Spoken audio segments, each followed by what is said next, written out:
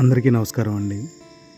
ఈరోజు Raviteja helping hands ద్వారా కాకినాడ పరిసర ప్రాంతాలలో రోడ్ల మీద ఉన్న వాళ్ళకి, ప్రభుత్వ హాస్పిటల్లో ఉన్న వాళ్ళకి, బస్టాండ్లో ఉన్న వాళ్ళకి ఆహారం పంచడం జరిగిందండి. అలాగే ఈ చలికాలంలో వారి కొరకు దుప్పట్లు పంచాలనే ఆలోచన కలిగి నేను నా కుటుంబ సభ్యులు కాకినాడ పరిసర ప్రాంతాల్లో ఉన్న వాళ్ళందరికీ దుప్పట్లు పంచడం జరిగింది. మాకున్న దాంట్లో 10 మంది పెట్టాలనే ఆలోచన కలిగి ఈ సేవా కార్యక్రమాన్ని మొదలుపెట్టాం. అలా మొదలుపెట్టిన ఈ ప్రయత్నమే ఈ రవితేజ హెల్పింగ్ హ్యాండ్స్.